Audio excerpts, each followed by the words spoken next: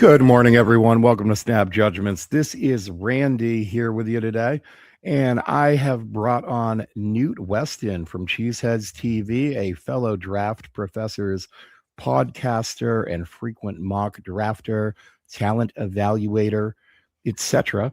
Newt, why don't you go ahead and introduce yourself? And real quick, let me throw a little introduction up there for you too, because I tell Newt all the time he is the Beard I Gang love it. captain of the That draft is professor. that is phenomenal. I I will absolutely be love that. happy to send you that after the show is Please over. do. Please do. Was that clipped from Friday night? I It looked yeah, I grabbed it. Yeah. I grabbed a little clip off your video and then just had oh, AI do its thing. that is the most badass thing I've ever seen. That the beard on there is just like everything. And like Uh-huh. Beard Brothers over here, I know you got the appreciation. Love Man, I it. love that. Newt Weston, kind of like second year really doing this, in full swing. Second year with Draft Professor. First year like kind of doing what I'm doing with Cheesehead TV, which is a lot of Packer specific stuff, which is taking the opportunity I had with Draft Professor last year and now making it a little more Packer centric, which I know I'm on a Patriots podcast right now, but still we're talking draft, and that's something that I really value the opportunity to do. I've had the ability to be on Jets podcast and Bengals podcast and all of those, and it is really something where I learn a ton about different teams, but I'm still able to talk about these guys. And so really excited for today, what we're going to be doing, just kind of breaking down some guys, talking about my big board, and looking at both Patriot and some Packer fits. Yeah, I mean, it's incredibly important to get different perspectives and so forth. So look, a lot of Newt's stuff is there on his Twitter. Um, so you can go there and you could go there live and follow along, check out the top 64. That's what we're going to be talking about today. Make sure to go there and give him a follow anyway. He's constantly putting up good posts, a lot of good information. He's one of the best guys out there doing this. So go give him a follow. But we're going to be talking about the top 64. You put that out just a few days ago, Yep. and you were back there in the draft lab working on things. All right. And That's eerily scary, man. This is wild. I love that. but look, there were a couple names, couple rankings that got my attention on the top 64. And then I was kind of going through a lot of your tweets on the draft and Yeah. trying to kind of get a feel for where you stand on some people and so forth. And there's some guys that you and I are both interested in. You for the Packers, me for the Patriots. It'll be a race to the podium to see who can get them. But we'll talk about all these guys. So let's first talk about kind of the overall draft board philosophy. Yeah. How do you build this draft board? What goes into it? Give people a peek behind the curtain into the magic that makes this top 64. Yeah, so for me, it all starts about 11, 10 months ago. I got an opportunity to kind of hit the reset button on the way that I grade players. OG draft professor Josh Townsend, shout out. He went through draft school and he had a really nice insight into a repeatable and very objective way of taking a look at prospects. And it was something that I wanted to get my hands on. And so I did that. And I basically take a look at these guys by position and kind of evaluate what I feel is a more or less important position. And then in those positions, how am I breaking down guys with what I feel are, some of the most important traits and overall things to consider.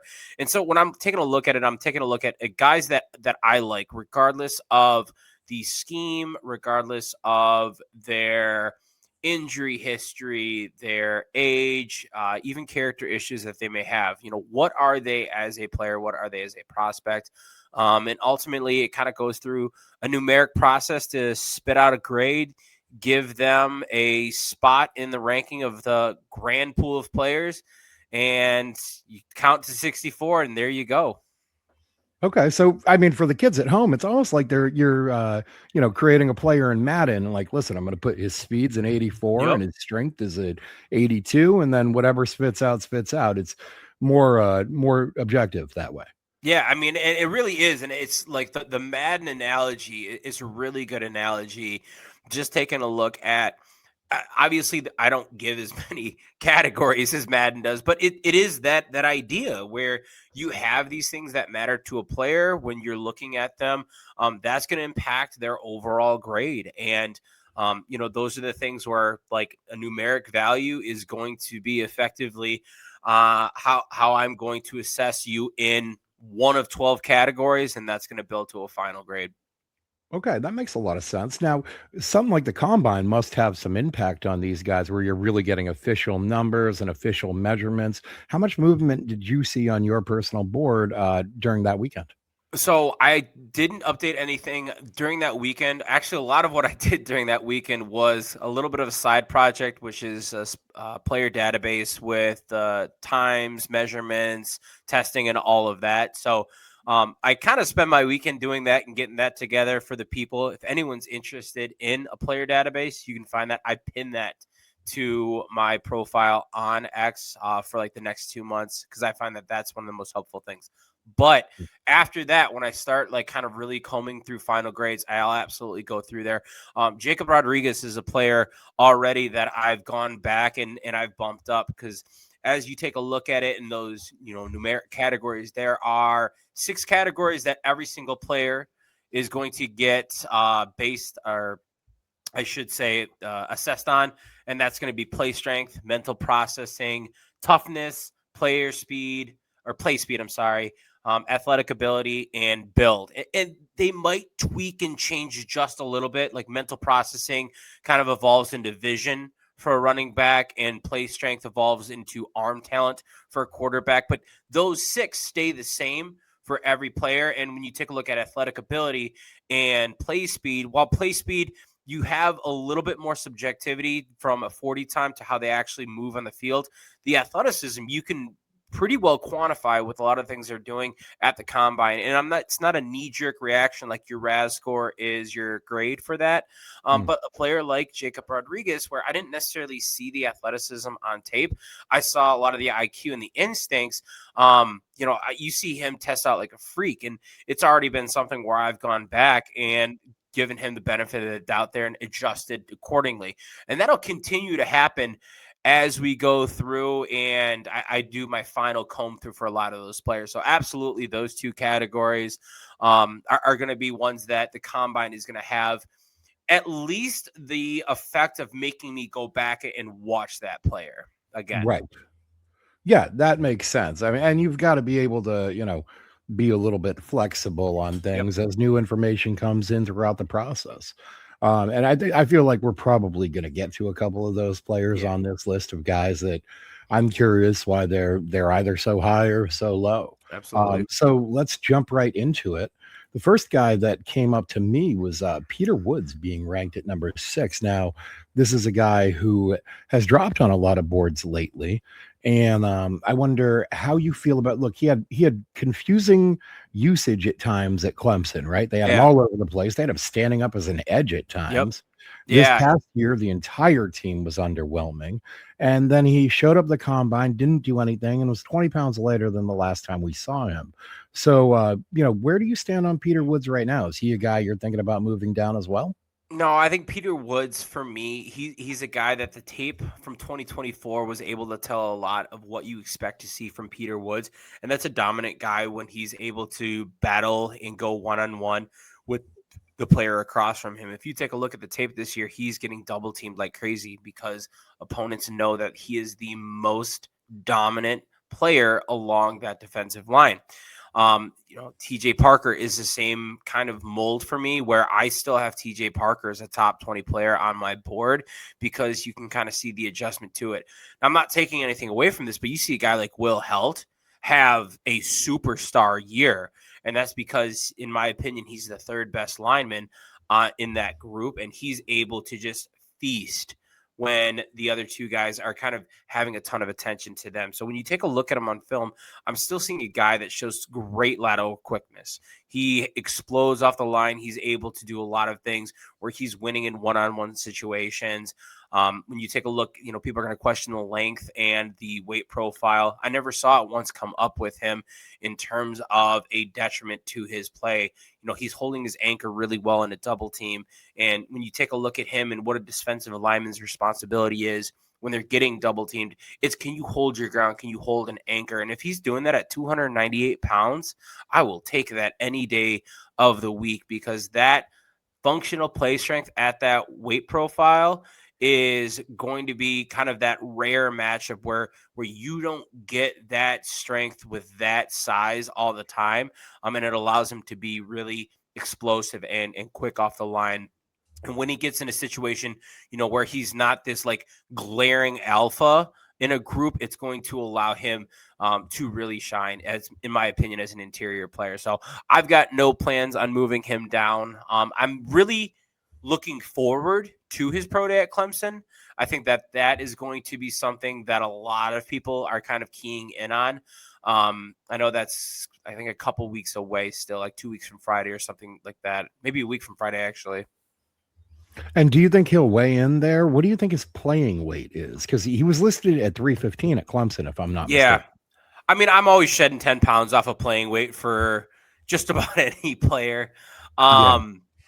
That's the part that I found surprising, because I would assume that you would want to come in to the combine heavier if you're not going to test, and then go into your pro day lighter, so you have the ability to kind of shine out with that athletic testing. And like, here's the thing. I don't think 298 pounds is a bad weight for a defensive tackle. I think Mason Graham came in last year at like 296. Yeah. Kenneth Grant, this like phenomenal one tech that everyone talks about. And I love Kenneth Grant. I think he was like 315, 318. So it's not like these guys are behemoths. I think, Tavondre Sweat really kind of falsely set an edge for what we think the max weight of a defensive tackle is, and what a one tech is. And it kind of shifted the spectrum for everyone. I think that 298 is fine. And I think it's going to be something that allows him to be, really versatile with that. Now, once again, I am a little confused why he came in that late and chose to not test. Right. Maybe he will weigh in again at his pro day, but I would assume at his pro day, if he wants to run those explosive and agility drills in the 40, he's going to want to be, in that 290-pound profile. And maybe he's going to be running them at like more like 292. And he's Yeah. just really kind of shedding a little bit of weight. So that there is kind of like that thought process as well. But I would expect him to test at least to some effect at his pro day. I think he has said he's going to. So there'll be a little bit of lost faith there if he doesn't. Okay. So it sounds like you're pretty strong on him staying in your top 10 then.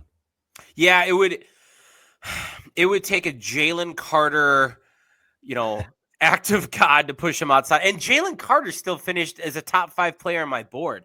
He And still that's went top 10 also, right? exactly. And oh, look he was one of the 5 best players drafted in that draft class. Yeah.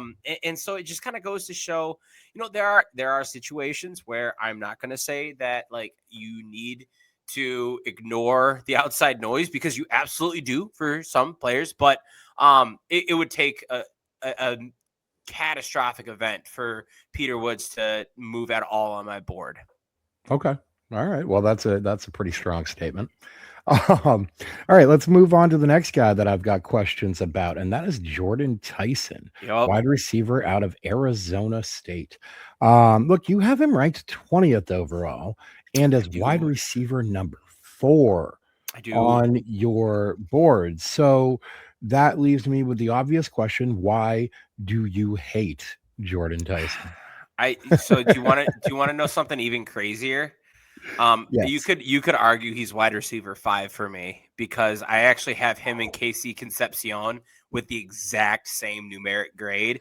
So like kind of how you choose to split it. And the thing about it is Concepcion he's been available. He's been able to play. Tyson, over basically his 4 years, has been injured and missed a significant bit of each of those seasons. I'm not talking like a quarter of a game. Like there's been multiple games missed in each Right. season. Isn't it like So 46% or 48% of available college games that he could have played, he's missed? I haven't seen the stat, but that doesn't surprise me. Now, a lot of that's going to come from the torn ACL his freshman year of Colorado. So that's going to account for like a quarter of his college career. But still, when you start looking at it and breaking down, like I think it was 2 or 3 games this year. He missed a couple games to start his sophomore year on his way back from the ACL, and then basically down the stretch last year he missed games. And so there are elements that play a role that kind of extend beyond my grades. But once again, my grade is not based on the medicals. My grade is based on what I see on tape. And with him, just to kind of give the quick rundown, my pros and cons. I think he's a gifted athlete. I truly do. When he is healthy and he's on the field, he's got phenomenal short area burst. He has a suddenness, and I wrote sudden in all caps because it is so impressive and it's breathtaking. Really, my jaw dropped the first time. I put his film back on this year. I kind of forgot when looking at him, just through the lens of what he can do. And he went from, and I swear to God, it was 15 miles an hour to 0 in a quarter of a second, where he stopped on a dime and the cornerback or slot receiver just slot defender blew right by him. And so that gifted athletic ability does not come around in every player. And I think that's going to be something that really is elevating him and allowing him to, shine as a receiver at the collegiate level. I think that he's a reliable target when he is on the field. You take a look at the last 2 seasons. He had 75 catches in 2024, 61 this year. He missed time in both seasons. There are guys that have played, full seasons and haven't come close to 75% of that mark. And so it really shows you what he's able to do and how he's able to impact that team. And I think that on top of the athleticism, he's got some good speed to him where he can really stretch the field. Now, he didn't test with his 40 at the combine. I can't remember. Was he nicked up at the combine, or Probably. did he just? Yeah, I mean, it would go I to his just profile. assume, right? It's Yeah. But so here kind of comes to like this is why, and once again, he's a top 20 player on my board. Like I like this guy a lot, but where I see some of the weaknesses are going to be when you take a look at his hands. I don't think his hands are like star level hands. He had okay. 7 drops in 2024 in a shortened season. The catches this year, some of them were like kind of ugly bobbles that he was able to put under control, but he doesn't have these mitts that are going to be able to grab the ball and secure it right out of the air. I think that when you take a look at him as a ball carrier, what he does as an athlete, as a route runner, doesn't always translate to him being an effective, player with the ball in his hands. In fact, he had, of all of the guys that I have watched, and this includes our boy Malachi Fields, who Yeah. he's not going to wiggle that much with the ball in his hands. Jordan Tyson had the lowest missed tackles forced and one of the lowest yards after the catch per reception. And so it Wow. kind of makes me wonder, like, where is this dynamic athlete and why isn't he able to produce beyond that? Because he is able to create separation. I actually, even truth be told, would like to see him create a little more separation given his athleticism, but I'm kind of a little lost there. And so once again, top 20 player for me. He's a dynamic athlete, and he's done a lot of things to kind of prove himself as a wide receiver. But I don't think the hands are anything special. And when you talk about him with his athletic profile, I want to see him do more with the ball in his hands. Okay. I understand that. He's definitely I really liked his body control. He's one Yeah. half of my favorite play of the college season, which was that jump throw from Sam Levitt. Oh, I Jordan know what you're talking Tyson about. jumps up, grabs versus Texas State, jumps Yep. up, grabs it, turns around, and he's like manages to stay in bounds. He's kind of on the sidelines, hurdles a defender, and then dives into the end zone. And my jaw hit the fucking floor. Like, it was one of the best plays I've ever seen from start to finish. Like the quarterback on a jump throw to start that off is ridiculous. And then the play that the receiver made, just a body control of being able to complete that play. Oh man, but like you say, look, availability at the end of the day is the best ability. And if you're Correct. not available and on the field, it's tough to invest high draft capital in you. Correct. Um, so I do understand that. So moving right along, 3 spots down your board, we've got Josiah Trotter, and I do believe 23 is the highest I've seen him on a board. I will So gladly take that then. okay, well, listen, sell us all on him. What stands out about his film? What do you expect for him in the future? And where would you feel comfortable taking him in the draft? So you take a look at Josiah Trotter. With him, you have a phenomenal build to this guy, 6'2", 237 pounds, 32-inch arms. He has kind of that build that I want to see from a linebacker, where he's not too big, where you kind of lose some of that elusiveness and athletic change of direction. But he's got a good mass to him. He's got some good length to him. He's a smooth mover. Like, you can tell that this guy comes from an athletic background, obviously with a all-pro father. I don't know actually if Jeremiah Trotter was an all-pro, but I'm going to go ahead and say all-pro father. Maybe he was. And a brother that also has had a successful collegiate career and has been a drafted player in the NFL. So when you take a look at him, you kind of see that athletic background, and you see him putting it on display. I think his movement in his back pedal, he's so smooth, where as a cover player, I feel really comfortable with him being able to move laterally in zone coverage. He's got a great IQ where he can read the quarterback, sees his eyes, has a good feel for wide receivers and what their route running concepts look like. He's a stout and reliable tackler. He had this year a missed tackle percentage of 10, which I love. I would like to see kind of come down maybe a little bit. But when you're talking about a guy that is out there putting down a high number of tackles in SEC football, I will take that, because I think that that's going to be a really solid thing for him to lean on. The effort and work rate are Sorry. phenomenal. All good. And then I think the hands for the position are really good. When you ask him to stay clean from a guard or a center getting to the second level, he's able to stack and shed really well as a run defense linebacker. I do think that I'd like to see him a little bit more impactful in pass rush snaps. If you're talking about a guy that's a linebacker that is a top 25 selection, I think that they have to have some juice to be able to impact the game at all three levels in pass rush, run defense, and coverage. I think that while the athletic profile is there, I think he does have a little bit of a limited speed profile in open space. Like, he's not super rangy. Okay. And while I think he does stay clean for the most part when facing up an interior linebacker, when they get hands on him, he does struggle to disengage in that regard. Okay. Yeah, I know. I've heard a lot of people talk about him as a kind of more of an old school thumper type of linebacker, downhill, Yep. stop the run. But people have been worried about him in coverage, I believe. And let me just apologize to listeners, to Newt, anybody who's new to this show. I live with two terrorists. They are 8 pounds and furry. They run my house and they do whatever they want. They are adorable little cats. I love them very much, but they're a massive, massive pain in my ass. And they're when they want to do stuff, clock turns on whenever I turn this camera on. Whenever you start that. So in the morning time, I will do episodes, and it's like being live inside a pinball machine with two pinballs just bombing around my house.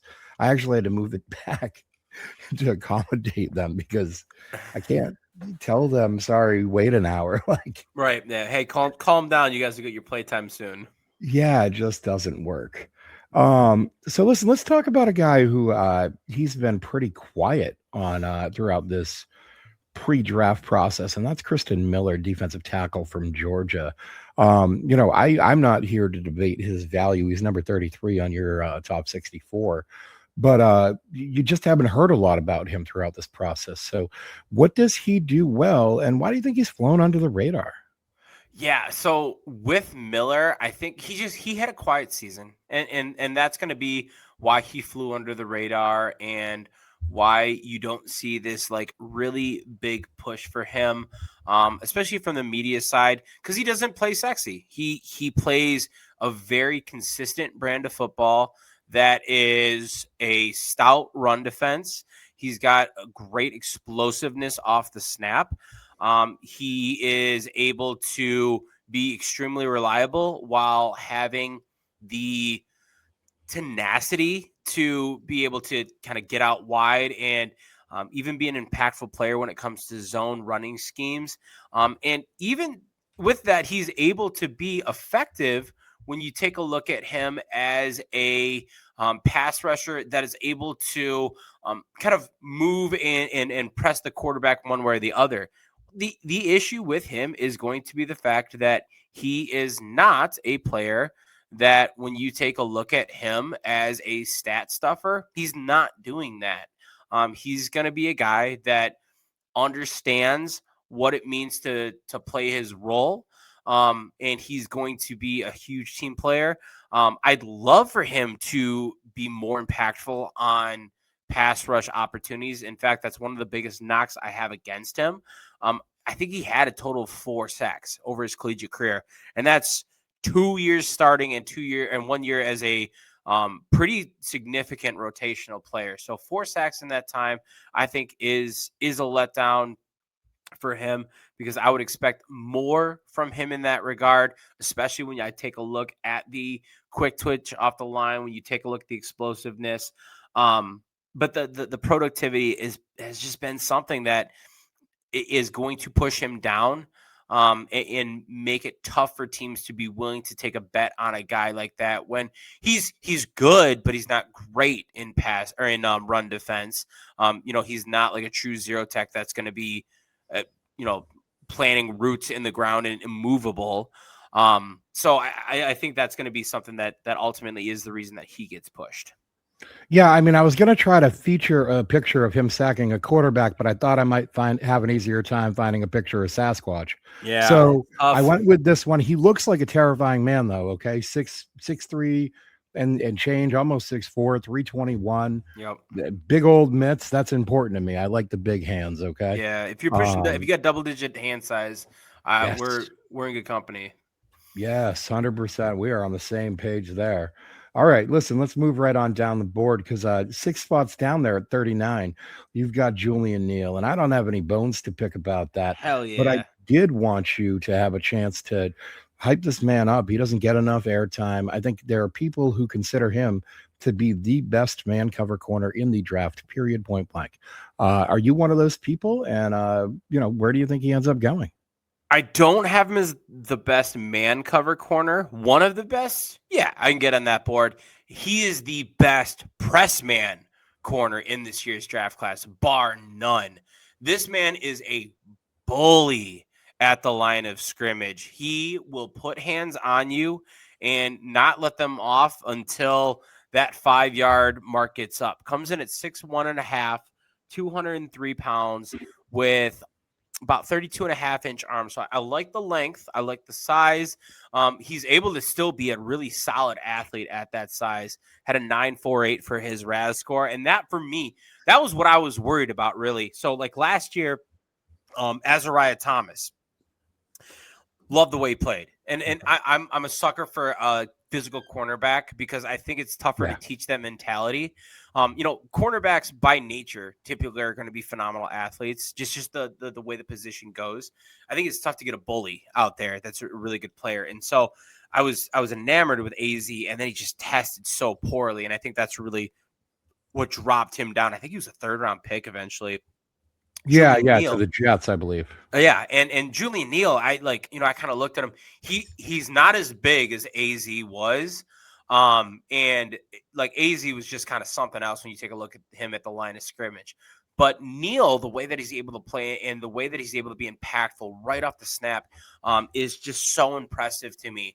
It's that mentality that it's like I said, it's challenging to teach. When you get a guy that's willing to do that and willing to kind of have a short memory, if they get beat, they're going to go back out there and they're going to jam that receiver again. And he does it well. He has an understanding for, I've kind of seen podcasts on it where it's like 2-1 none, having an understanding for how do you get hands or how do you kind of approach a wide receiver depending on their break and their release. And he understands how to kind of counteract that and what chess game he needs to play. So that alone from him is going to be something that really pushes him up my board. I think that beyond that, he's a scheme versatile player. I like him in zone. I think a little bit more than others, which is probably why I'm higher on him than others. But I think that he is, he's built for a man cover system, as you alluded to. My top man cover corner is Mansour Delane because he is so incredibly good at man coverage, man sticky. But Julian Neal, as you alluded to, not far off for like that top 3 selection. I think that he is just kind of like going back there, a patient player. He has kind of an understanding for that. I do think that he can be, and it comes with the aggressiveness. I think he can be a little overly handsy. Just looking at his penalties from this last year, 4, which actually isn't that bad, truth be told. No. And so I think that might at the next level, they talk about that with Joey Porter Jr. a lot when like he went from Penn State to Pittsburgh, like, hey, you got to watch out for the penalties. Yeah, listen, 4 flags is a slow Tuesday for Davison Igbinosun. So yeah, man, Iggy's like, I did that in 1 quarter one time, man. Yeah. But yeah, so that's where I am on Julian Neal. I think that he is, so he's my cornerback 5. I think he's extremely deserving of actually truth. So between the release of that and this, he's actually my cornerback 6 now. Because there's a player that was not on there. We'll talk about him a little bit later on players that missed. All right. But if anyone's followed me out there, you might know who this is. But he is actually cornerback 6 now because someone kind of pumped him down a little bit. Breaking news, guys. All right. Well, we'll get to that guy in a bit, I'm sure. Right now, we're going to switch positions, and we're going to talk about a couple guys that you had back-to-back, ranked at the same position. They're not quite the same player, but both these guys are on my radar for the Patriots, and that's going to be Zion Young versus Gabe Jacas, I believe is how you say the name, although Jackass is a lot more fun. It's actually Akis. Akis. Okay, just completely silent. Silent J. That's been a point of like one of those things that's just kept coming up over and over and over. Yeah. So I really like bringing these guys up, and I'm not going to talk about this third guy, and I don't know where he is for you, but Derek Moore really is not that far off of these 3 as well for me. He's actually the highest of the 3 of them. I've got him with like, I don't know, a fraction of a point in my grading system different than Young, who is, very, very slender difference between Akis. And so I did want to kind of throw his name out there as well, because I think these are our 3 guys, or if we're taking a look specifically at Young and Akis, they're scheme versatile, old school defensive ends that can play in a new school 3-4 outside linebacker or multiple look alignment, and they are able to win with size and speed in a way that you shouldn't be able to. It's kind of a nod to how freakishly athletic players at the edge position are getting. And when you see these guys come through, and once again, a little perspective, these are like Young is edge 8, Akis is edge 9. And I'm talking about these guys like they're bona fide first round picks, and I have them 42 and 43 on my board. Yeah. Where it's like it really is. It's crazy to kind of look at that and say, man, what has kind of become of how incredibly impressive players are at that position. And it kind of goes to show, how a premium position will really impact the path of young players and what they can do. Because with both of them, I think that, that size and athleticism is going to be a huge factor in how they win. Now, independently, I think that when you take a look at them, just kind of reading through it, I like Zion's young ability to convert speed to power. and his power rush profile, where I Yeah. think that he's able to go through the chest of a tackle really, really well. Where Akis, I think that he wins when you let him kind of stretch the arc and maybe get a tackle to overset, and then he's got a really nice counter move to the inside. So when you take a look at Akis, even at 260 pounds, like he's moving like he's 245 out there and setting up guys outside and with a quick move in. And so, like you said, they win in very different ways, a power rusher versus a speed rusher, but both guys have an athletic acumen to them that is going to make every second or split second count for a tackle in terms of what they are going to do to counteract their rush. Now, I think I like Young's ability to be a a three down player. I think that he is Okay. a little bit more even keeled in that regard. And I think Akis is a better pass rusher overall. And I think that's going to be kind of one of the bigger separations of him as well, which is why if it were me picking, I'd pick Young over Akis every time, because I'm getting what I think is truly a three down defensive end, where I don't think Young is like this world beater as a run stopper, but I think that he's a significantly better run stopper than Akis is, and I think Akis has a ways to continue to get better in that regard. That makes sense to me. Now, my question with Young that I've consistently been asking people who might have watched more of his tape or more of his games than I've had a chance to is Young a guy who can stand up and rush the passer? Because I think that's a lot of what we ask of our edges here in New England. And if you can't stand up and generate that speed to power or that power rush, it comes back to mind Keon White. We shipped him out of here. He's a great athlete, good Yep. player. He Cheddar bobbed himself or something like that out there in San Francisco. I don't know what happened with that. Okay, but The Cheddar Bob reference. What a listen, pull. What a pull. but that notwithstanding, he was a good athlete. And I had high Yeah. hopes for him. But then when you stood him up, he just couldn't get that acceleration off the snap. He was much better with his hand on the ground, much better trying to penetrate on the interior. How do you feel about Zion Young in that doing that motion? And then also, you mentioned Derek Moore. Let me throw my own little guy in there, and I didn't put him on the pre-show sheet, so my apologies. No, But no, you good. Anthony Lucas showed up to the combine at Ooh. 259. I expected him more in like the 280 range. He really surprised me. And I kind of see him as more of a schematic fit here than I used to. Um, you know, if there's anything you can tell me about him, by all means, if you haven't gotten to the film yet, Oh, I then that did. just means you're on the hook for coming back in a couple weeks when you have. Well, unfortunately, I have watched Anthony Lucas actually in pretty good detail. So let me Okay. answer the first question first.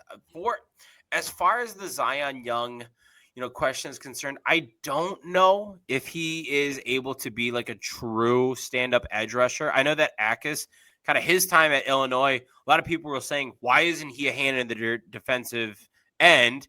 And he's just like, yeah, whatever. I'm still gonna be this massive human being and also win upright.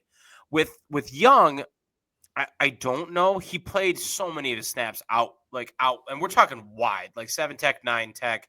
It's not like he's playing as this shade tackle spot where he's a lot closer to the Right. ball. He's still out wide, but I think he does win more with his hand in the dirt. And so I'm not quite sure what that looks like for him. In that regard, I'd probably go with a guy that's a little bit more, you know, nuanced in that style when you look at Gabe Akis. And once again, for me, Derek Moore is the guy that I would lean to. But then to the second question with Anthony Lucas, I think you're getting a guy, and you talk about an athlete. He comes in as a 5-star recruit for good reason, because you're able to see a lot of that athleticism shine with Anthony Lucas and his 4 years at USC. Now the problem with Anthony Lucas is he struggled to actually be effective as in edge rusher. And I think that for him, that's something that kind of, has haunted him throughout his career. I will say that I thought he turned down a little bit more in the second half of 2025. But when I take a look at him, the build, the combination of mass and length, and now he's not quite as big as at now as I thought he was playing at, like, it was like 280. He was listed at USC, right? Yeah, I thought it was like 280, 285 even. Yeah, yeah. He was, I mean, he was massive there. So, like, when he kind of Yeah. comes in and he's a little bit lighter than that, it kind of makes sense when you start looking at what he's able to do as an athlete, especially as he was playing like that. I think he stacks and sheds well. I think he creates a firm edge, especially as a run defender.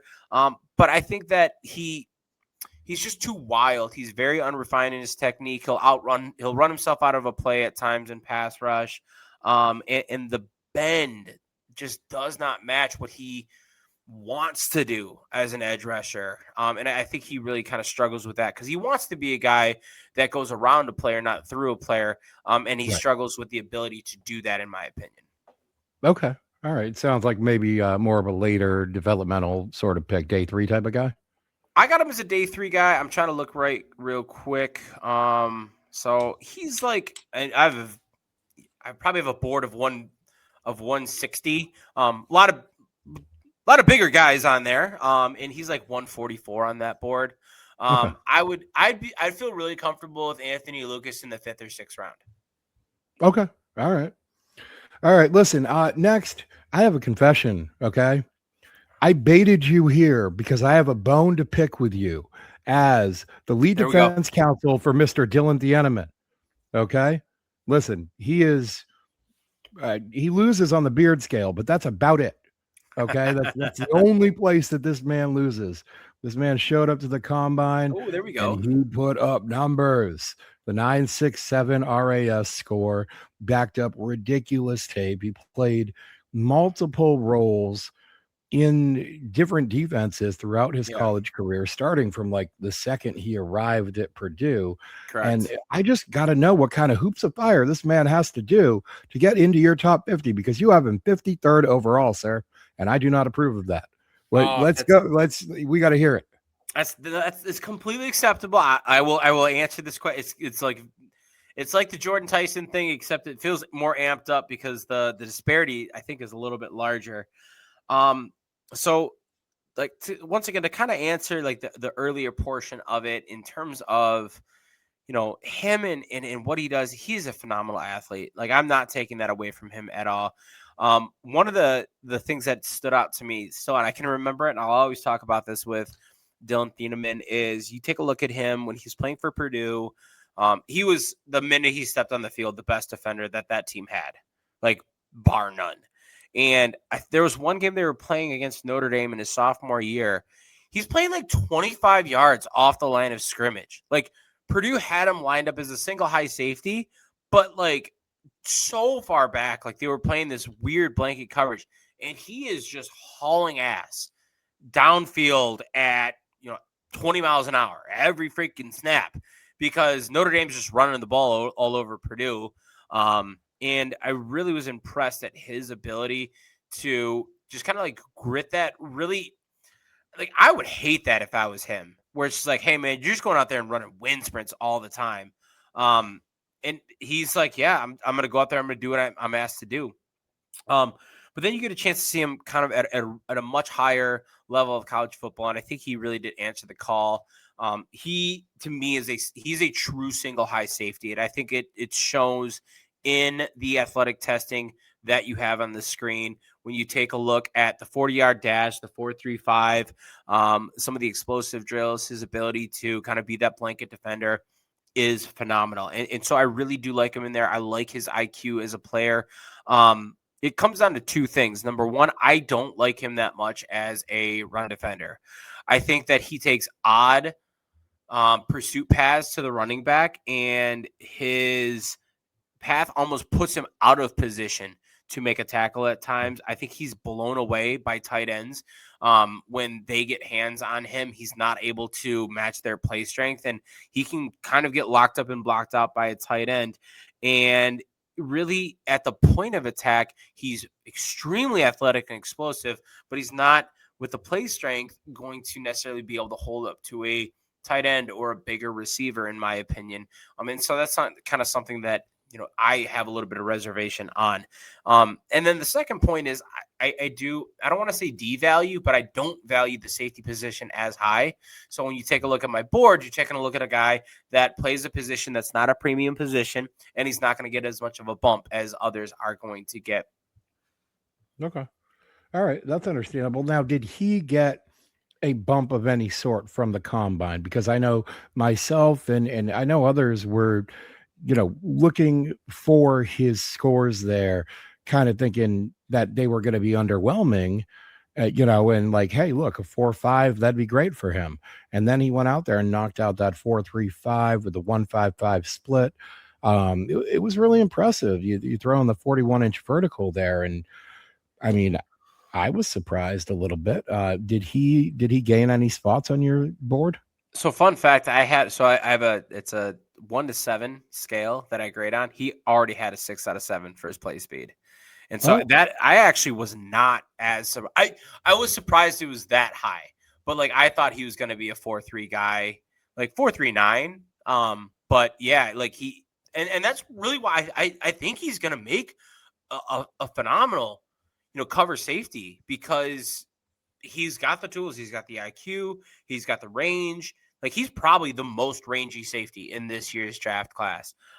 It just kind of comes down to like what I view the safety position as, and he okay. is, in my opinion, not a like full complete safety as like the two guys that I have ahead of him are. Okay, all right. Now I've got to ask, why a 1 to 7 system? It's like this is brought to you by the same people who put 12 inches in a foot. Why not 1 to 10? Because that is the system I'm just that curious. my boy Josh Townsend had. That it kind of comes from I think scouting school, where he kind of picked Okay. his up at, and I stuck with it. And I think at this point I've liked it to the fact that I've been able to kind of fill out for me what is a blue chip grade versus a first round grade versus a second round grade. And I think at this point it's just like I don't want to change it because I've gotten so Okay. comfortable with it. But it was like the template I was given. I felt no need to change it at the time, and I've become comfortable with it. Interesting. Okay. Yeah. No, I just thought that was worth asking. Yeah, All no, right. that's like it's totally a fair question. And I don't necessarily have the best answer for it. It's just I did what was done before. Fair enough. Fair enough. Listen, if it's not broke, don't fix it. There you go. Um, Now, listen, that brings us kind of to the end of the questions that I had about the top 64 specifically. But you and I have a couple of aligned interests, and I'd like to get your perspective on some of these players here.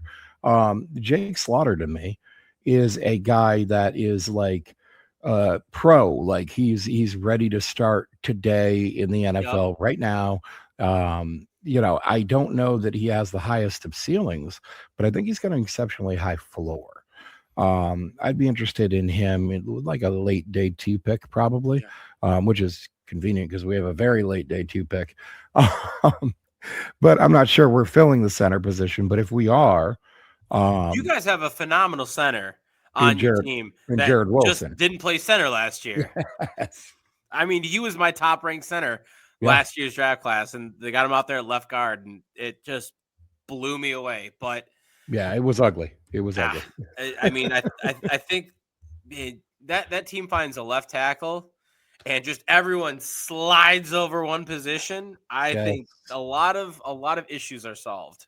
yeah, I think we're gonna spend a year, just kind of letting Vrabel, kid glove Will Campbell a little bit into Will Campbell figuring out that maybe he'd be a better left guard.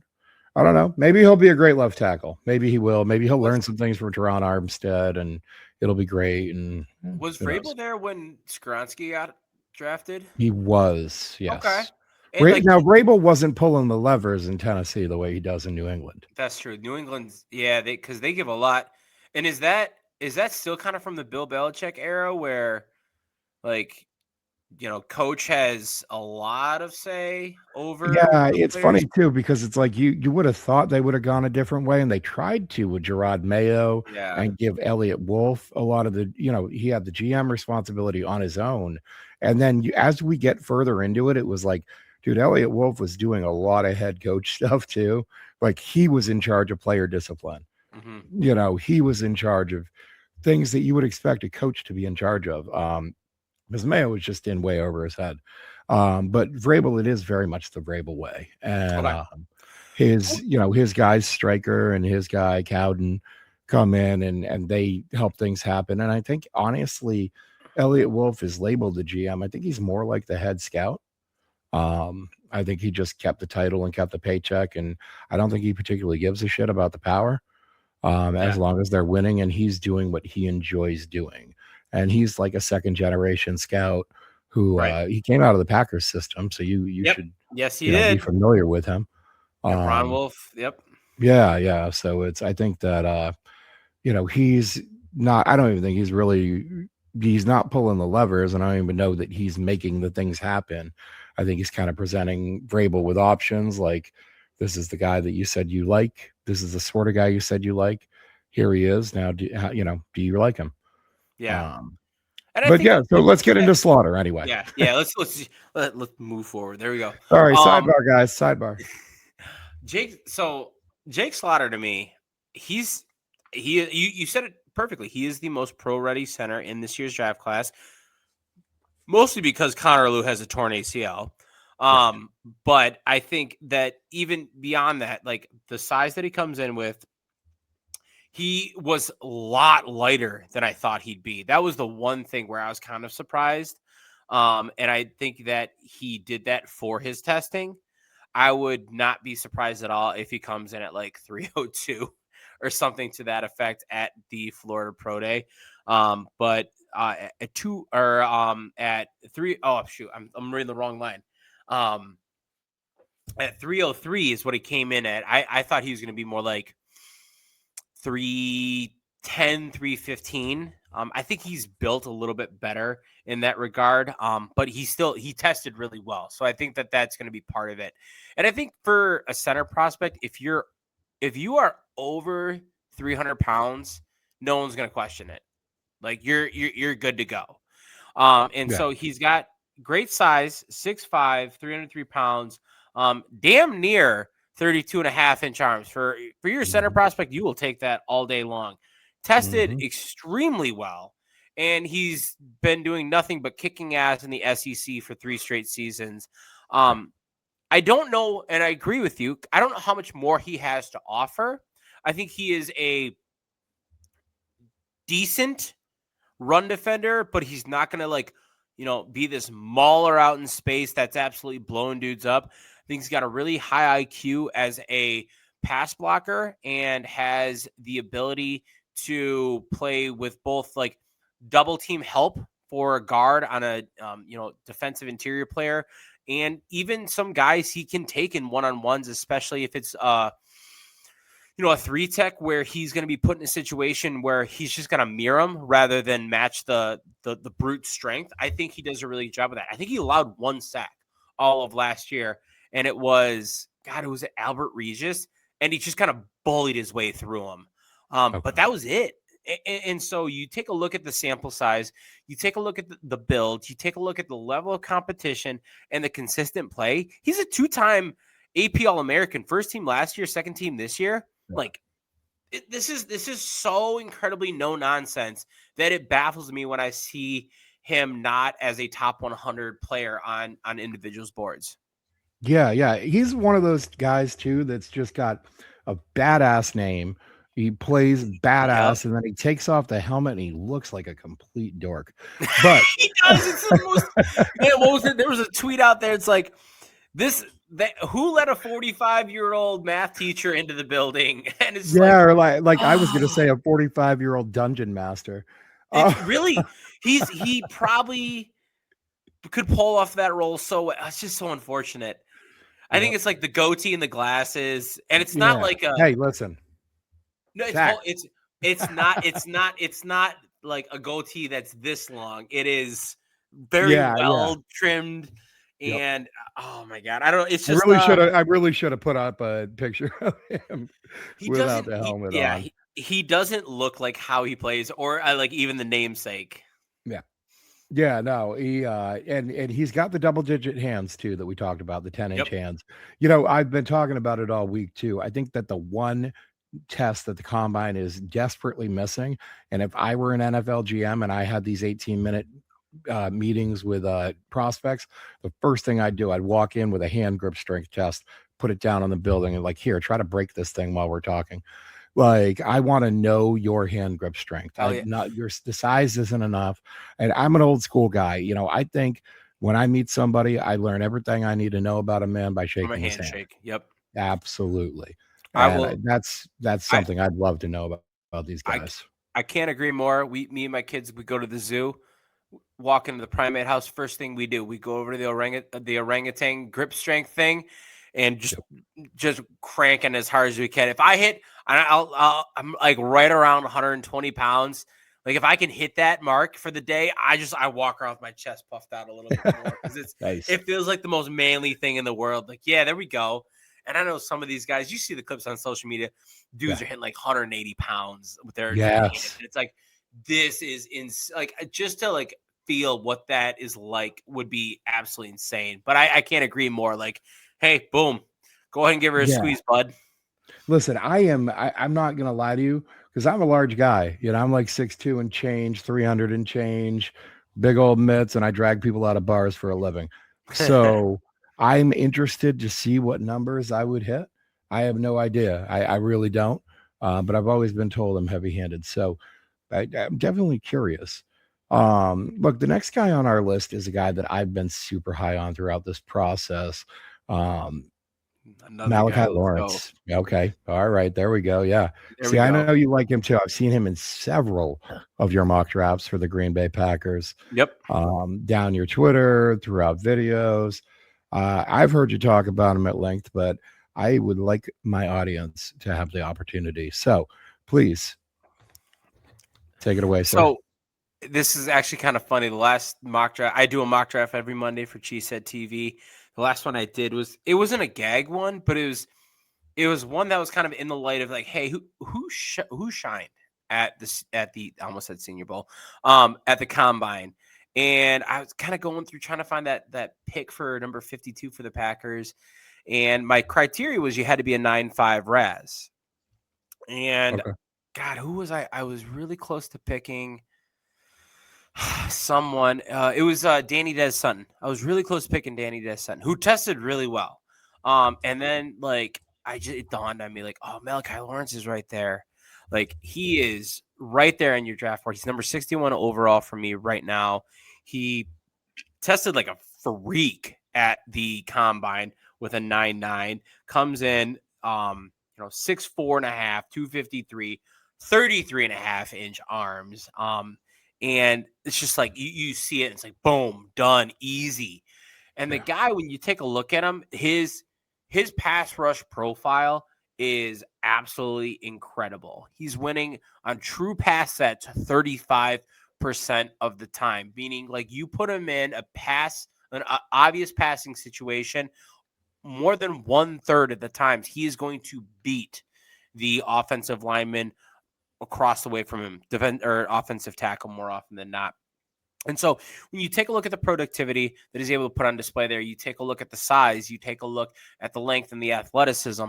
They're pieces that kind of go into this player that is really phenomenal. He's got the ability to have a bull rush and an inside move, like I already talked about with the long arm, but the hands as well. He really refined hands. He does have an awkward build. I will say that. Like he's 6'4", he's very leggy and kind of like apparently leggy, where it's like the high waistedness works against him.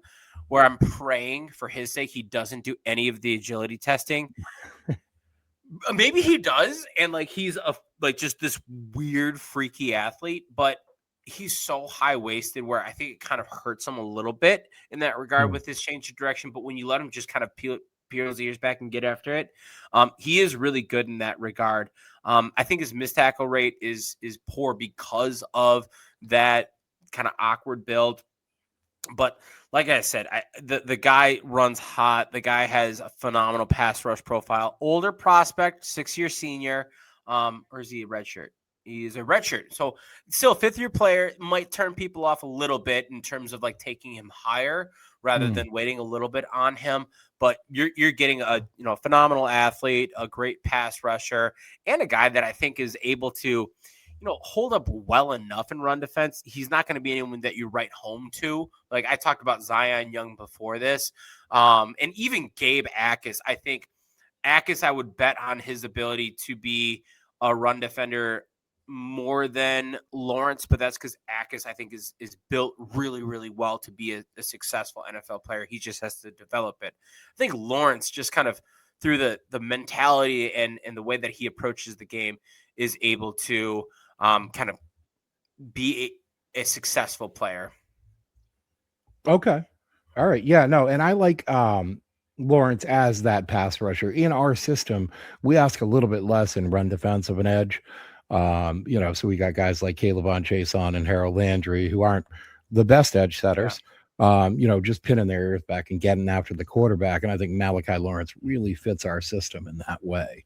Um, Now, another guy that I noticed that you had on recent mock drafts of yours, you seemed to really like, you talked about him, was Charles Demings. This is a guy, he really blew up the combine. Had a great RAS score of, it's right here, 9.9. Yeah, I think he was the best. If I remember correctly, I think at the combine, he tested the best out of anyone for the cornerback position. So that was labeled like that Mm. cornerback type player. So he was absolutely incredible. He's going to be a 5th year or that redshirt senior um, out of Stephen F. Austin. It's going to be something where the fact that he's from Stephen F. Austin is going to have people kind of, raising their eyebrows. The fact that he's a 5th-year player is going to have people raising their eyebrows. But the fact of the matter is he's just been a player that's grown kind of throughout his time there. He pairs a good frame for the position with some solid speed, amazing explosiveness, and the ability to be a guy that's disruptive at the catch point. I'm just kind of pulling him up right now. Last year, he had 4 picks, 6 pass breakups, and he allowed 1 touchdown over top of them. And when I take a look at guys, one of the things that I look at even beyond that is their ability to be an impact, maybe not with like a specific pass breakup, but when you see them with their forced incompletion percentage, his forced incompletion percentage last year was 18.9%. That if you're at 20, that's incredible. So like the fact that he's a hair off of that, Mm. I'll take it every day because I think it speaks a lot to him. And I talked about this last night on Draft Professor, Mrs. Are Relevant. When you take a look at a guy that's playing in a lower level competition, there are 2 positions on the defense that I hate scouting: linebacker and safety, because their assignment is dependent on the scheme of the defense and the play of the offense. They are a very reactionary position. When you take a look at a cornerback, you take a look at a lineman, either edge or defensive tackle, you look at a guy that has a very clear and well-defined role. Beat the guy across the line from you. And doesn't matter what the level of competition is, that is like what you're looking for. And Charles Demings did it at a really, really high level. Now, once again, he's doing it at a lower level of competition. We're not talking about him as a top 100 pick. We're talking about him probably more as like a 6th-round pick. But I think Yeah. that if you're looking for a developmental cornerback and a guy that can show out, like I don't know what more you want to bet on with a guy. He played really well at the Senior Bowl when you had an opportunity to show out there. So I really like Charles Demings. I think that he's a fun player. I think he's a guy that any team that needs a cornerback needs to get him at least on, like, so they can see what his play looks like, because He's going to be a hot commodity once the number starts showing 2 for the draft pick for like 200 and beyond. I think that's a really nice sweet spot, and even maybe before that, I think is going to be a steal for him. Yeah, no, and I think he really kind of made a name for himself at the combine. A lot of people, obviously, even guys that I know that are really active in the mock draft and scouting community, are like, I just can't get a lot of film on this guy. I'm Yeah, it's sure the tough. NFL has it, but Right. yeah, the combine is where he made his name for a lot of us. Um, so moving right along, there's another guy here. This is really the last guy that I noticed that you and I both are pretty high on. And I think the combine did him a lot of favors because he's widely considered the best football player in this class I in love terms that. of I dudes who love that. just play football. Yep. But people had questions about his athleticism, questions answered. They don't have Yeah. questions anymore. Tell us about J Rod and why he's going to go in the first round. Sorry, I don't know if he's going to go in the first round, but listen, tell us about J Rod.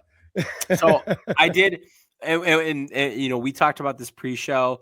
He was one of the players that, looking back, I've already adjusted my grade for him for his athleticism, because I got to respect kind of what was out there. Went back, took a look at a game, and I was like, all right, I can get on board with this. The speed, I'm not there with. I think that he is a slower player, and I think he's going to have some range limitations to him. That 4.57, I think that that's some good straight line speed, but when you see him out in the field, he doesn't necessarily have and encompass that. But the athleticism, the way that he triggers downhill, and he's able to be reactionary. A lot of times I would attribute that to IQ, but when I'm taking a look at it and you're allowing him to kind of be a good athlete in your makeup of him, he is, and he's playing really, really well in that regard. So he's a guy, and just to kind of touch on what you had just talked about, 2025 for all of these, Big 12 Defensive Player of the Year, all Big 12 first team, Bronco Nagurski Trophy Award winner, Chuck Bednarik Award, Lombardi Award, Dick Butkus Award, All-American first team. Just dominated Yeah. college football, best defensive player, best football player. I love the way Yeah. that you put that, and I think it's really was studied. And this is kind of the coolest thing. If you like read these guys' player profiles, it's something that for a while I was trying to like find AI algorithm to like break down player profiles and grab it like right from the site, and I just felt so disconnected. Like I wanted to see like what was published out there and kind of like enjoy it for myself rather than having it you know regurgitated to me in a very concise manner. um Hmm. you know what Jordan Rodriguez wants, or Jacob Rodriguez wants to do once he gets done playing football? He wants to be a coach. No. He Okay, wants to be a that makes coach. sense. He immediately, that's the thing he said. His dream after football is done is to go into coaching. He loves the sport that much. He loves the game that much. And I think that he's going to be a phenomenal coach in kind of whatever capacity and whatever system he's in. That is what we call here in New England a Vrabel guy, okay? Because that's what we love. Um, all right, listen, before we get into this next section, where we are coming down the home stretch, by the way, Yep. folks. We're a little bit over the typical hour that we go here, but we just like listening to Newt so much. It's hard to shut it off. It's we don't want to Stop end it. it. Stop Um, so it. listen, a quick flashback to something we were talking about earlier. I'm going to introduce the Dungeon Master, Put uh, him in there. Oh, man. Jake Dungeon Slaughter. Master. Okay, I want to make it clear. This is what happens if you order the glasses and goatee look from Timu. Um, That's man, that you did him dirty.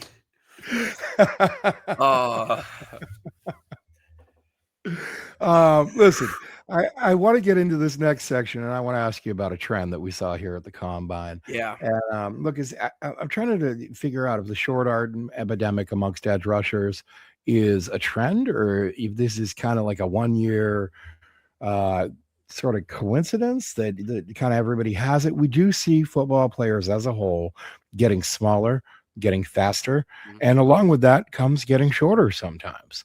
We saw a huge percentage of guys at the combine this year, considered top prospects by a lot of people, starting with Ruben Bain, who was, a lot of people think is a top 5 prospect, and right on down through Cassius Howell, Caden Curry, a lot of guys with these little alligator arms. Yeah. These are dinosaurs, to be clear, and I'm aware of that. But alligator arms is another way to put it. So this is what our practices are going to look like here in New England if we draft Cassius Howell. It's just going to be Howell versus Campbell. Campbell, It's going to yeah. look like this. Nobody can reach the football. Everybody's got to hire people to zip up their pants after they're done peeing. It's a problem. Okay. It's a real problem. Um, I love that. I think it is overblown. Um, Okay. I think it's an element where, and each of these guys, I want to be clear, like one of the things that I grade them on is their build, and if they for an edge rusher, basically, if you're not going to have over 35 or 33-inch arms, I'm gonna knock you down for your build because I think that's a pretty well set threshold. I've heard GMs talk about it in terms of either former or current. That's like how they run their scouting. They've got a ton of data to back that up. I really do feel that that is a acceptable mark when you take a look at it. And so when you have a mark like that, it's really easy to kind of scrutinize players that fall below it. Mm. But I look at guys that are not at that mark. And I want to say I'm going to misquote it, but it was something to the effect of the all pro players, first and second team all pro players this year. Like half of the edge rushers were below 33 inches that were either first or second team all pro.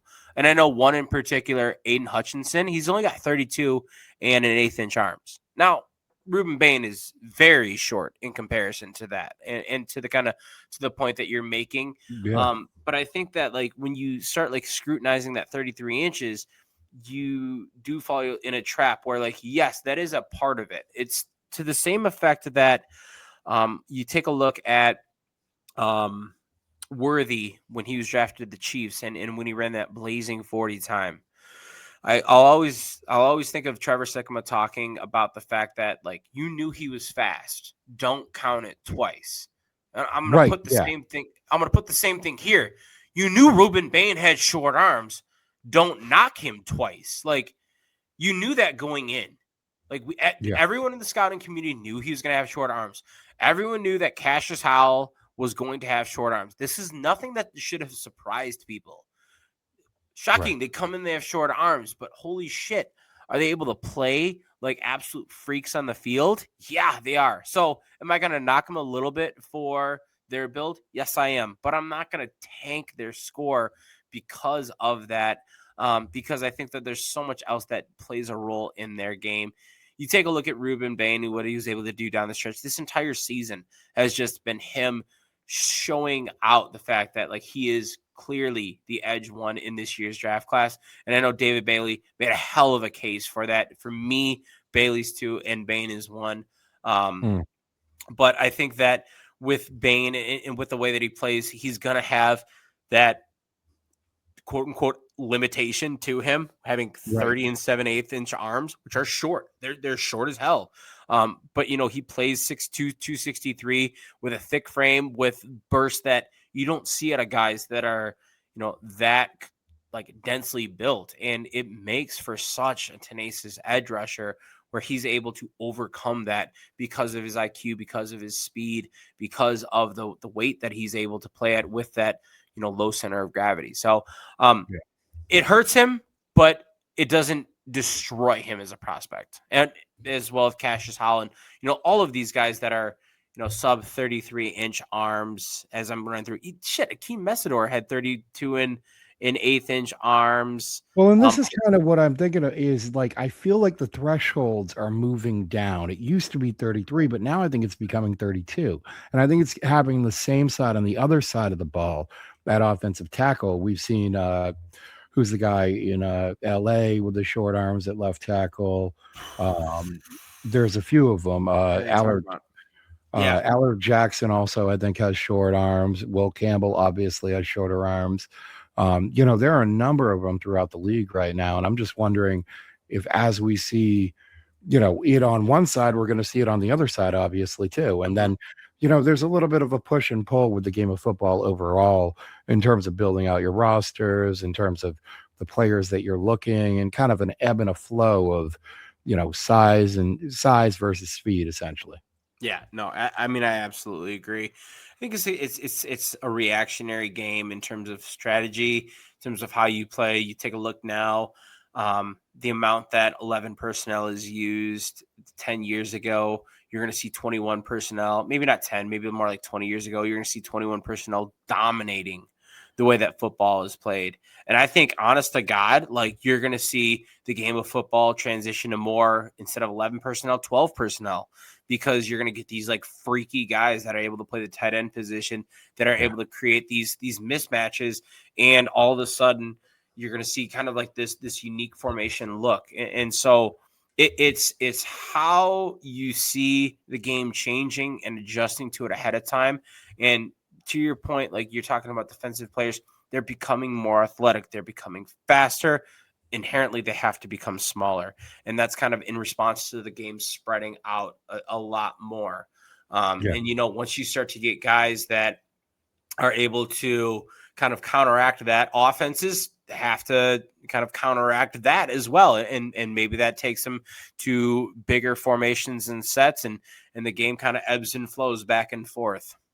Yeah, yeah. I mean, it makes sense, and there is always, like I said, transition in Yep. terms of how you're game planning. And then as they get lighter and faster, well, maybe then you always have the guy who's going to go the other way and going to go, okay, well, my team's going to be bigger and stronger and just punch you in the mouth until Yep. you collapse. And, then that works. And then everybody gets bigger and stronger. And then until somebody goes the other way.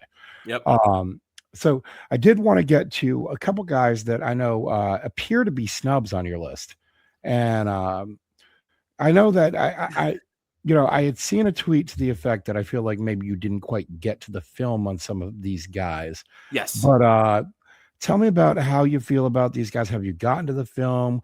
Where do you think they might end up? And I think yeah, just give me your take on these three. Yeah, so Blake Miller is outside of my top 64. He's off, Slander. it is slander. He's offensive tackle 6 for me currently, and we'll talk about that in just a second because the slander is probably going to get even worse. Oh goodness. He's 70th on my board. I like Blake Miller a lot from where I started with him. I really struggled with him as a player, and I Okay. think he was able to prove himself to be a complete offensive tackle and to play with a power profile as well as a obviously like an athletic profile, which is kind of like what you think of when you think of Miller. He moves really well. It's just going to be a lot of times his ability to kind of play at what the functional play strength is that is demanded of him, in my opinion, of course. Okay. Now, Um, like, quick question on Miller. Had yeah, you seen the picture with the war paint yet? Because it's no, I pretty haven't. badass. I mean, It that's is got to be like, good for a couple of places. Okay. I mean, it might pop him, Yeah, we're just trying into to get him 6 spots, really. that's it, right? We're trying to The Mister dethrone someone Irrelevant of from Newt there. Weston's top 64. That's what I'm trying to get him. Now Okay. the war paint's interesting. And I say, I kind of go back to it and tease like the slander may become aggressive because I haven't put eyes on Freeling and Ian Achor. Ooh. Okay. Based on what I've heard, I Yeah. wouldn't be surprised if Freeling ends up as a top 32 player on my big board. Mm, I've heard really exciting things about him. So, regardless of 32, I would bet he's a top 50 player on my board. Just mhm. knowing a lot of respectable guys in the community and how they view him, I would think that he ends up there. Ian Achor, I think he's going to kind of be somewhere around there. I know that there's like a little bit of a guard tackle conversation surrounding him. He did both of those at the Senior Bowl. What I Yeah. saw of him at the Senior Bowl was ludicrous. Like he was the best Yeah. Yeah. offensive lineman there. Given the fact that he was playing a lot of tackle, like the tackles struggled at Senior Bowl. Ian Achor did not. Like he was, Yeah. against a ridiculously good defensive line in both the national American team. He held his own really, really well. So I'm excited to get eyes on both of those guys. I will say also, kind of to the player that I was teasing a little bit earlier. There's one other individual that has been Mm. kind of labeled as snub, and I haven't gotten eyes on him, and I now have, and he is my cornerback 4. He is my 30th player on my big board, and that is D'Angelo Pons out of Indiana, Oh, okay. All right. who is absolutely incredible. He is just a tiny human being Yeah, and has yeah, that very unfortunately working against him. But I think he's got an opportunity to be a top 5 slot cornerback in the NFL. I think yeah, he's going to have to slide into the slot because of his size. But I think the athleticism, the mentality, the kind of freaky play strength that he has at that size are all going to play really well for him. So yeah. he is my cornerback. Did I say 4 or 3? He's my cornerback 3. 3. Okay. 3, yeah. Yeah, So I I have really like him. I see a lot of like Marcus Jones here in New England and D'Angelo Pons' Oh game yeah, where there it's you like, go. dude, if you were anything but 5'8", you'd Yep. be amazing. But sometimes you're also just 5'8", and it's tough. Um, It's the problem, and it's kind of something where, you look at a guy and you draft him, and he's gonna be your slot cornerback. It's just it yeah, kind of is what it is, and he really balled out at the FBS the FBS level. And I love that he did. I'm not willing to bet on him being able to once again make that transition to the NFL. Now, I hope he proves me wrong. I hope that he ends up playing a boundary cornerback somewhere and he is a Pro Bowl boundary cornerback, because I yeah, think that would be the yeah. coolest thing in football. I don't know if I see it. And I think that while I love him as a prospect, I think that you're going to see him get pushed a little bit because he's going to be a little more scheme dependent. Yeah, absolutely. Well, I think there's a lot of value to slot corners these Yeah, days. As for the other two guys, look, respectable folks have a high grade on Monroe, and so do I. there Okay. you go. I've got Monroe Freeland going 6 to the Browns in my last mock draft. Oh, We'll is he see. tackle 1 then or tackle 2? Look, I don't like I say, like my board is different, so it's like so Patriot specific.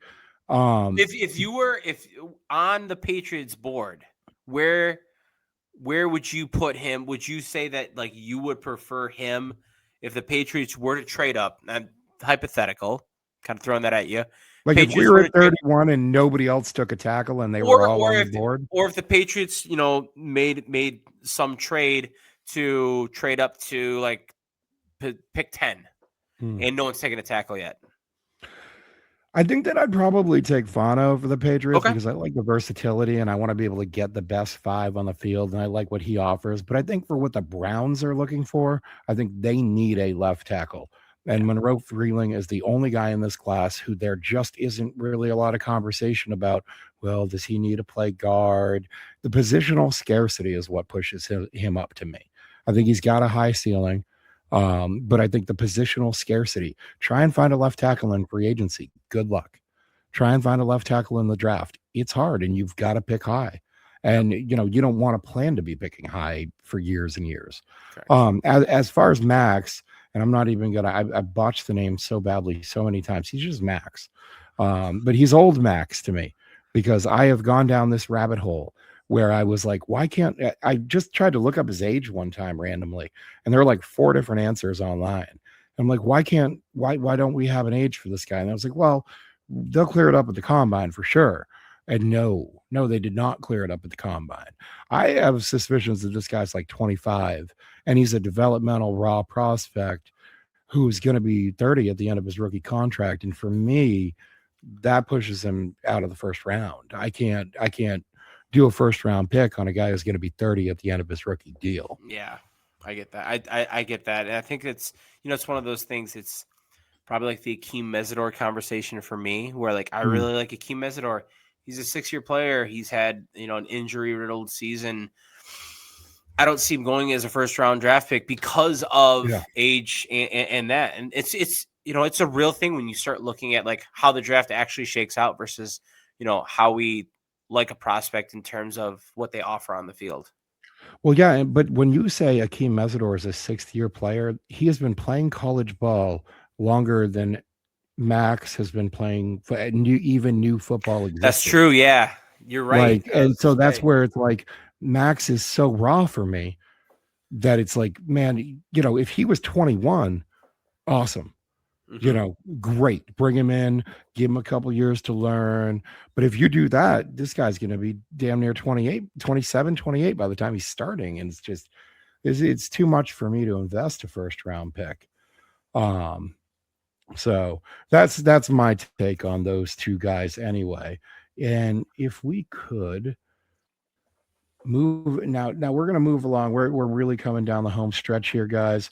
We are at the end at the rapid fire section. Okay, this is a rapid fire closing. We're going to make some snap judgments, quick Ooh. takes. All right. All right. Biggest sleeper in this class. Big sleeper in this class. I'm gonna say Justin Jolie, tight end out of NC State. Okay. All right. Player you're higher on than everyone else. Josiah Trotter. Yeah, that's true. Player the meat player the media is too high on.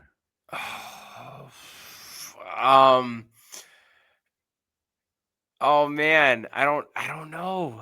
Player the media is too high on Isaiah World. Isaiah World. I'm gonna go Isaiah Okay. World. Okay. That might Best be. I might eat that one. Go on. Okay, no, that's fine. Best fit in this draft for your Packers. Oh, best fit in this draft for my Packers would be